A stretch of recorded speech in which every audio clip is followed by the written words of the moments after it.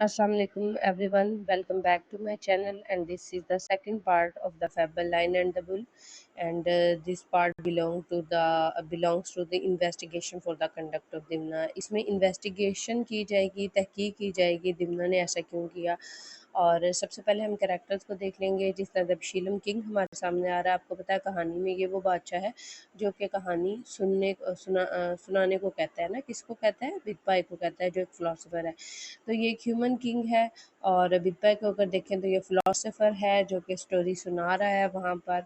और उसके बाद हम आगे देखते हैं जी। अब हमारी जो स्टोरी सुना रहा है, स्टोरी के इनसाइड जो कैरेक्टर है उनको हम देख लेते हैं। उसमें सबसे पहले लाइन है।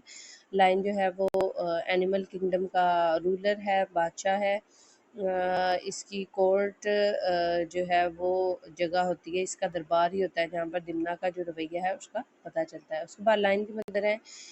ये लाइन की मदर जो हैं ये बड़ा इम्पोर्टेंट रोल प्ले करती हैं। ये समझाती हैं लाइन को कि तुमने जो डिसीजन लिया वो गलत लिया है, और उसको दोबारा से जो है समझाने के बाद से कहती हैं कि अपने डिसीजन को देखो कि तुमने किस तरह का डिसीजन लिया, और पहचानो कि कौन असल में बंदा जो है वो गद्दार है। उसके बाद लेपर्ड को अगर देखें, जिसे हम चीता भी कहते हैं, तो इसका भी इम्पोर्टेंट रोल है। यही है जहाँ जहाँ से हम असल में अपनी कहानी को शुरू करेंगे। और उसके बाद दिमना को हम देखते हैं जी। ये जैकॉल है, ये आपको पता है बड़ा मैनिपुलेटर और स्कीमर है, यानी कि बहुत ज़्यादा साजबाज करने वाला है, और ये पकड़ा जाता है और बाद में पनिश भी होता है। उसके बाद क्लेला जो है ये दिमना का भाई है, लेकिन समहाउ उसे चेंज है करेक्टर वाइज। उसको काफ़ी ज़्यादा समझाता भी है कि ये चीज़ें तुम्हें नहीं करनी चाहिए। उसके बाद है रुस्बा। रुस्बा जो हमारे पास है ये क्लेला के साथ लॉयल है, और ये एक इन्फॉर्मेंट का रोल प्ले करेगा। यहाँ पर लॉयल्टी और ट्रेडिक्री दोनों चीज़ों को ये रिप्रेजेंट करेगा, ठीक है, अपने कैरेक्टर से। अच्छा जी, उसके बाद अगर हम देखें कि कुक का रोल है, तो कुक जो है ना वो ट्रायल में आता है थोड़ी देर के लिए, ठीक है। और उसके बाद ये हम कह सकते हैं कि बिल्कुल माइनर सा कैरेक्टर है। इसको स्टोरी जब हम पढ़ेंगे तो उसमें डिस्कस भी करेंगे। उसके बाद हाइना को देखें तो वो भी जयकॉल है, और ये दिमना के जो कन्फेशन वो करता है, जो वो इतराफ़ करता है कि उसने किया है, उसको सुनता है, और ये विटनेस बनता है कोर्ट का। अच्छा जी, अब हम समरी देख लेते हैं। समरी किस तरह स्टार्ट होती है कि बादशाह जो है वो बिग बाई को जैसे पहले पीछे उसे कहानी सुनने कहता है, फिर वो कहानी सुनने के बाद उसे कहता है कि देखो तुमने मुझे बताया कि शानज़ेबे मर जाता है, उसके मरने के बाद तुमने ये नहीं बताया कि दिमना का क्या होता है। तो फिर अब ये बात जब बादशाह उससे पूछता है तो फिर से वो कहानी सुनाने लग जाता है। अच्छा जी, अब कहानी शुरू इस तरह से होती है कि लियोपर्ड के रोल से कहानी शुरू होती है। लियोपर्ड एक दिन क्या करता है कि वो क्लेला और दिमना का जो रेजिडेंस प्लेस है वहाँ से गुजर रहा होता है, तो वो इनको बातें करता सुन लेता है, ठीक है। वहाँ पर जो क्लेला है वो दिमना को वार्न कर रहा होता है कि तुमने जो स्कीम की है ये तुम्हें फंसा देगी, इसके नताइज अच्छे नहीं होंगे, ठीक है। अब जब वो ये सारी बातें सुन लेता है कि ये आपस में किस बात पर झगड़े हैं, तो वो क्या करता है कि वो लाइन की मदर के पास जाता है और उससे वादा लेता है कि वो किसी को ये बात नहीं बताएगी। So lion's mother carefully weighs secrecy versus justice. She decides to tell the lion, urging him to reflect on क्लेरा's wise warning and act with ethical judgment। तो वो लाइन को कहती हैं अपने बेटे को जाकर कि कुछ सोचो विचार करो, कुछ अकल से काम लो, और तुम कुछ ऐसा डिसीजन लो जो कि वाकई ही इंसाफ पर मबनी हो। उसे बताती हैं कि मुझे ना डाउटफुल लग रहा है ये जो दिमना का किरदार है, ठीक है। और उसके बाद द लाइन्स जस्टिस। अब जब उसकी मदर जाती हैं वो रिवील करती हैं कुछ अपने डाउट्स, तो ये चीज़ लाइन को जो है वो क्या कर देती है, थोड़ा सा हिला के रख देती है, और वो फिर दिमना को बुलाता है और उससे ये चीज़ें पूछने की तहकीक करने की कोशिश करता है। Lion mother confronts Dimna. जो लाइन की माँ है ये confronts Dimna, accusing him of being the source of king's unease and hinting at punishment. Lion की मदर जो है वो दिमना को कहती हैं कि वो उसे इल्ज़ाम देती हैं, उसे बताती हैं किंग को, लाइन को, कि तुम्हारी ये जो बेचैनी है और ये जो तुम्हारी हालत हुई हुई है इसका असल जो ज़िम्मेदार है ना वो दिमना है, और इशारा करती हैं कि वही पनिशमेंट का जो है वो असल हकदार है। अच्छा जी, दिमना के डिफेंस को अब देखते हैं हम। दिमना फेन होता है मकारी से, ये झूठा दिखावा करना किस चीज़ का, इनोसेंस। तो दिमना दिखावा करता है कि मैं बड़ा मासूम हूँ, और pretend to care for the lion, और बादशाह सलामत मुझे आपकी बड़ी परवाह हो रही है। To to defend himself he narrates a cautionary tale about mistaken identity. फिर उसके बाद ना बादशाह को मतलब ये कहने के लिए कि बादशाह का कहीं मेरी तरफ ध्यान ना चल जाए, तो उसे एक कहानी सुनाना शुरू कर देता है। किसकी कहानी सुनाता है? A merchant wife and painter व रॉन्गली जज्ड। एक ऐसे जो है किरदारों की कहानी सुनाता है जिनके बारे में ना गलत डिसीजन लिया गया, यानी कि वो बेकसूर थे। वो इस वजह सुनाता है कि बादशाह ये जो है ना उसका दिल ज़रा नरम पड़ जाए, और वो मेरे बारे में अगर सोचना भी चाह रहा है तो वो कभी भी मेरे बारे में इस तरह से सोचे ना। Showing the dangers of hasty conclusions, और इस अपनी कहानी से वो सुना बादशाह को ये सिखाता है कि जल्दबाजी में जो नतज लिए जाते हैं वो ठीक नहीं होते हैं। इस कहानी से वो जो कहानी बादशाह को नरेट करता है। His aim is to distract and soften the line suspicion. उसका मकसद ये होता है कि लाइन का जो शक है उसको मैं कम करूं, और उसको जो उसका असल मोटिव है उधर से हटा दूं। अच्छा जी, लाइन्स मदर वर्सेस दिमना देख लेते हैं। The lion mother unmoved by Dimna's excuses presses his accusers. Lion की जो माँ होती है वो बड़ी जो है अच्छी होती है, हमने देखा है पीछे अपने बेटे को सारा कुछ समझाती है। लेकिन दिमना की जो चालाकी है ना वो उसकी माँ पर नहीं चलती, क्योंकि उसे उसकी हकीकत पता लग गई है, और वो जो भी उस पर एक्यूज़ करता है कहती है वो बंदा ठीक है, ठीक है। और फाइनली फिर क्या है जी, दिमना को जेल हो जाती है, और उसके ट्रायल के लिए थोड़ा सा टाइम दिया जाता है ताकि वो जो है ना कोई अपने भी गवाह उसने पेश करने हैं तो वो करे। अच्छा जी, विजिट फ्रॉम कलीला को देखते हैं। जो उसके भाई को पता चलता है कि मेरा भाई प्रिजन में है, तो कलीला फ़ौरन से विजिट करता है और दुख का इज़हार करता है, और अपने भाई को रिब्यूक करता है। कहता है मैंने तुम्हें मना नहीं किया था, उसे डाँटता है कि ये जो तुम्हारी लालची और धोखेबाज नीयत है ये ठीक नहीं है। The trial begins. ट्रायल से मुराद ये है कि अब वो जो उनका सारा मुकदमा था वो शुरू हो गया है। The lion initiates a formal trial to investigate Shanzeb death. Lion जो है ना वो स्टार्ट ले लेता है, एक इनिशिएट लेता है कि एक फार्मल से ट्रायल शुरू की जाए, ताकि जो शानज़ेब है ना उसके कंडक्ट वो उसकी डेथ के बारे में सॉरी इन्वेस्टिगेशन की जाए। ठीक है, ट्रायल में लाइन क्या कोशिश कर रहा है कि एक ऐसा जो है ट्रायल चलाया जाए जिसमें शानज़ेब की डेथ के बारे में इन्वेस्टिगेट किया जाए, यानी कि उसके दोस्त की डेथ के बारे में पता लगाया जाए।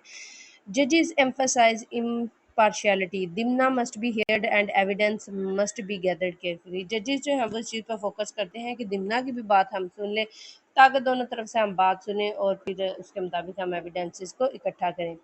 दिमना's defense. Dimna uses clever rhetoric and storytelling to defend himself. He argues against hastily judgment and tries to shift blame. Dimna चूंकि बड़ा मक्कार है तो वो फिर से वो एक तकरीरी लहजे में और एक बड़ा फसी बलीफ हो के तकरीर करता है, झाड़ता है, और ख़ुद को यही पेश करता है कि मैं जो हूँ बेकसूर हूँ, और आप लोग जो है जल्दबाजी में कोई गलत डिसीजन मेरे बारे में ना ले लीजिएगा। वहाँ पर एक कुक होता है। Cook attempt to incriminate Dimna based on appearances. वो दिमना को जो है बुरा भला कहता है, इस पर इल्ज़ाम लगाता है उसके अपीयरेंसेस के बेस पे। तो Dimna turns the table exposing the cook flaws and discrediting him. उसके बाद जब वो जैसी बात करता है तो वो कुक को उल्टा आगे से जवाब देता है और उसकी इंसल्ट कर देता है। उसके बाद रुशबा द इन्फॉर्मेंट। रुशबा एक जैकल है loyal to Kalila, secretly provides the court with information about Dimna. ये कलीला के साथ लॉयल है और कोर्ट को इंफॉर्मेशन देता है दिमना के about this deepens the intrigue and keeps Dimna schemes under scrutiny. ये मज़ीद जो है उसको गहरा करता है उसकी साजिशों को, और दिमना की स्कीम जो है उसके ऊपर मज़ीद जो है वो सोचो विचार शुरू हो जाती है। कोर्ट रूम ड्रामा आप देखते हैं। फिर जज वो दिन आ जाता है जिस दिन ट्रायल है, जिस दिन मुकदमा है। Dimna denies all guilt. Dimna इनकार कर देता है कि मैंने तो कुछ नहीं किया। चैलेंजेस द जजेस and warns them of injustice. और उनको जजों को चैलेंज करता है और उनको वार्न करता है कि आप कोई इनजस्टिस ना करना। His cunning nature is revealed as he twisted argument in his favour. इसकी मकार नेचर जो है वो खुल जाती है, ठीक है, जब वो बार बार अपनी नेचर को अपने जो आर्गुमेंट दे रहा है वो सारे अपनी फेवर में दे रहा है घुमा फिरा के। Evidence against Dimna. अच्छा जी, the leopard is persuaded by the lion's mother to testify. Leopard जो है उसको थोड़ा-सा ना फिर क्या करते हैं कि अब चूँकि उनको पता है कि वो हर लिहाज से मक्कार है, वो अपनी जो है अपने आप को डिफेंड करेगा, तो वहाँ पर जो लेपर्ड है उसको कायल किया जाता है। उसको कहती है माँ जाके लायन की मदर कि तुम जल्दी से कोई सबूत दो। तो hyena who overheard Dimna's confession also step forward. एक जो वहाँ पर जिस हम कह सकते हैं कि जिस जगह पर ये दिम्ना को कैद किया हुआ था, वहाँ पर हाइना भी एक जाकौल थी और उसने दिम्ना की कन्फेशन को सुना हुआ था। दिम्ना जब ये बातें कर रहा था कि उसने गलत किया है, वो आगे आता है और फिर जब वो एक्सप्लेन करता है कि ये क्या सारी सिचुएशन क्यों क्रिएट हुई है और क्या क्या इसने किया था। दीज टेस्टिमनी सील दिम्नाज पे, तो इससे क्या है, दिम्ना की जो किस्मत इतनी खुली हुई थी वो अब बिल्कुल सील हो गई है, बंद हो गई है। और उसके बाद क्या आता है, द जजेस conclude Dimna is guilty of trickery.